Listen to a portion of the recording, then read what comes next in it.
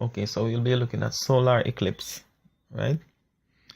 A solar eclipse occurs when an observer passes through the shadow cast by the moon, which fully or partially blocks the sun. This can only happen when the sun, moon, and earth are nearly aligned on a straight line in 3 dimensions during a new moon. Let me apart. During a new moon. So a solar eclipse can only happen during a new moon. Now look at the image. You see what moon they refer to as new moon? The black moon.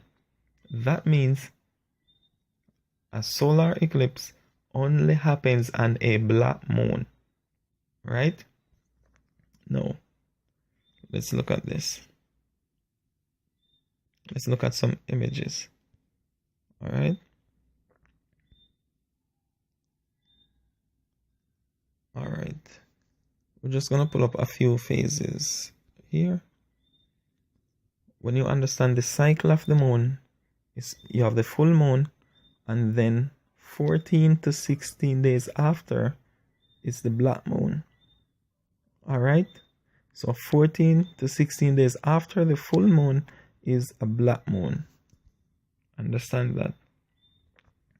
Now, from the black moon, 14 to 16 days after would be a full moon, and you can see from the image here. Alright? Remember, a solar eclipse only happens during a black moon. This is Mark chapter 15 and 33. And when the 6th hour was come, there was darkness over the land, the whole land, until the 9th hour. What caused this darkness to come over the land? A solar eclipse, right? This was the day of the Messiah's death. This was the 14th day of the moon, right? And we understand that a solar eclipse only happened on a black moon. So the black moon could not be the starting of the cycle of the moon and also be in the middle. So the starting of the cycle has to be from full moon, and in the middle it would be black. That's when a solar eclipse is possible. Because why you wouldn't have darkness on a full moon? Because if there was an eclipse on a full moon, we would be seeing the lighted surface of the moon from Earth, so it could not bring darkness.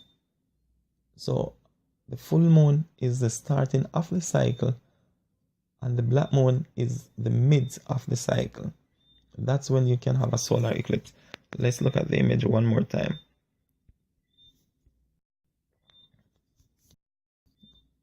Let's look at the image one more time. See the black moon. We're seeing the black surface of the moon, right? And it blotted out the sun.